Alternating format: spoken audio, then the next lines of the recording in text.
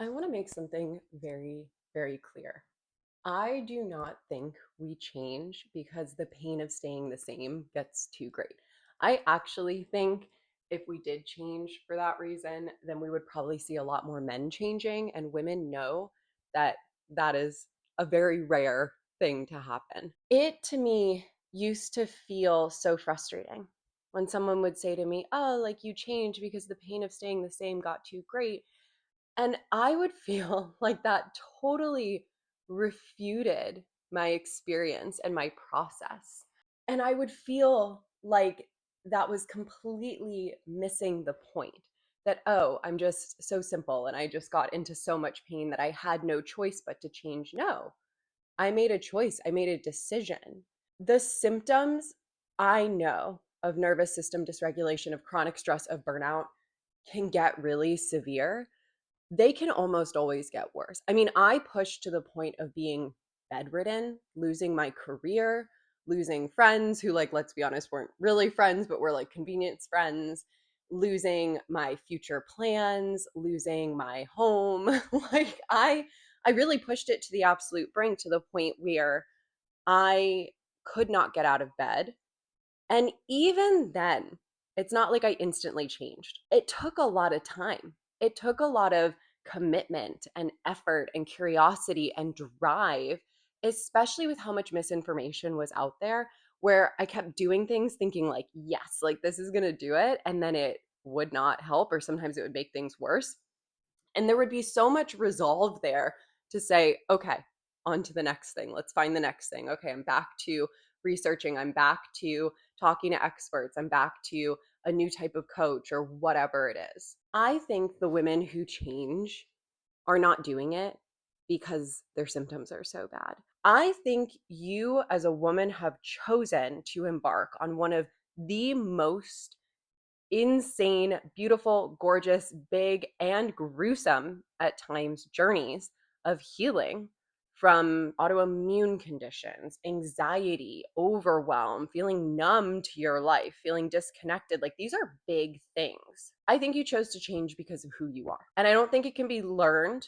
I think it speaks to how fucking powerful you are. You have decided to look at your life, realize before it is far too late that it could be better, that you are capable of more, that you know there's a purpose in you, or a drive, or an impact that you haven't quite met yet, and deciding to do the harder thing, the more uncomfortable thing, which is change the situation of your life. Everything in your nervous system is telling you to stay the same.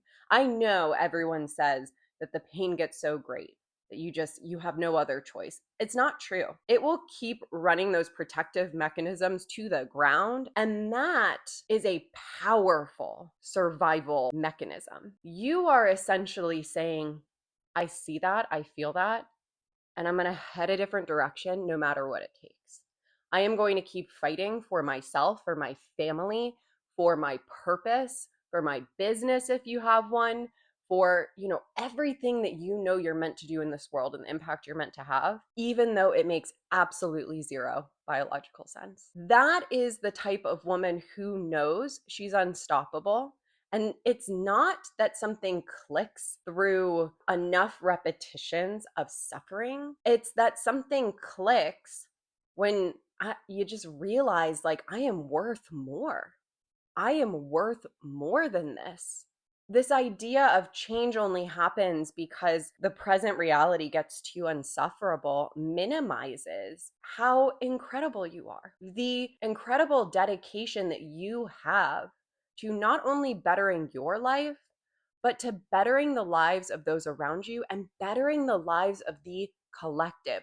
We know that women right now are leading the movement towards greater self awareness, towards greater respect, towards greater equality, towards greater understanding of the ways in which we have been disempowered in the current system. We are leading the way, and we are evolving past what men can keep up with. I'm just going to say it. That already demonstrates that there is something far greater going on here than just pain and suffering, because we have been fighting our way forward, not only to be at the same level as men, but to be more, to be better. I know that's a more systemic view, but what I'm trying to speak to is the fact that it takes a special kind of woman, special kind of person, and then even more special within women, because we have been conditioned to, educate and grow and attune to our emotions more so than men.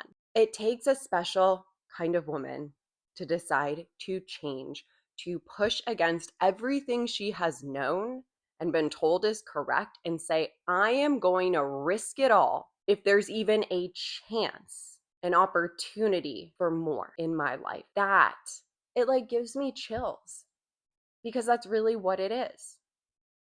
There are plenty of people who will say, I want to change, and not put in the work to make that change. If you are on your healing journey right now and you are going through it and you are saying, I'm going to keep going through it till I figure this thing out, that speaks to who you are as a person, not how much pain you're in.